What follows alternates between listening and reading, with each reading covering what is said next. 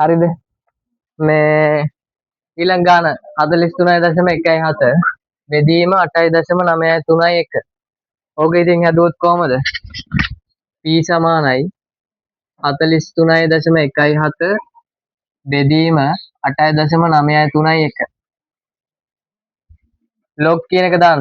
log 10 පාදයට p සමානයි log 10 පාදයට 43.17 බෙදීම 8.931. log 10 පාදයට p සමානයි log 10 පාදයට 43.17 බෙදීම වෙනුවට log වල දාන්නේ මොකක්ද? අඩු කිරීම. එතකොට log 10 පාදයට 8.931. දැන් ඉතින් log 10 පාදයට p අරගෙන දශම තිතට ඉස්සරහා ඉලක්කම් දෙකයිනේ, දෙකෙන් එකක් අඩු කරොත් 1යි. හරිද?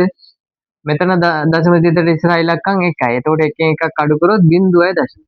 දැන් බලන්න 43.17 43.17 ගත්තොත් 43.17 ගත්තොත් 63.45යි 7 දී වෙන්නේ 7ක් එකතු වෙන එකනේ. 63.45ට 7ක් එකතු වුණොත් 63.52.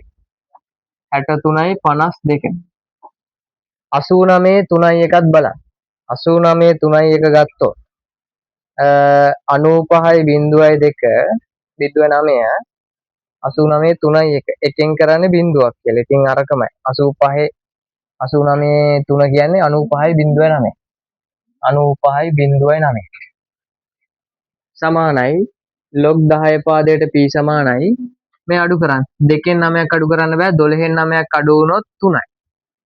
මෙතන එතකොට 4යි තියෙන්නේ. 4න් බිඳුවක් 4යි.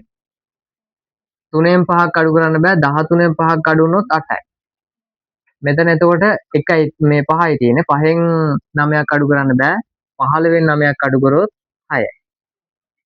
15න් 9ක් අඩු කරොත් 6යි. අතන දැන් බිඳුවෙන් බිඳුවක් අඩු කරොත් 0යි. හරිද?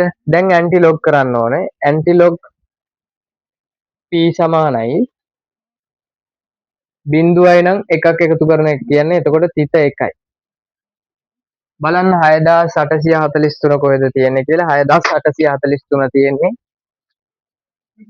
6843 තියෙන්නේ 6839 තියෙනවා. 4ක් එකතු වුණා නම් හරි. එතකොට 48 3යි 4. 48 3යි 4. ඊට එකයි ඉලක්කම් එකක් කරියත් එතතියෝ. ඔන්න p වලට උත්තර. හරිද?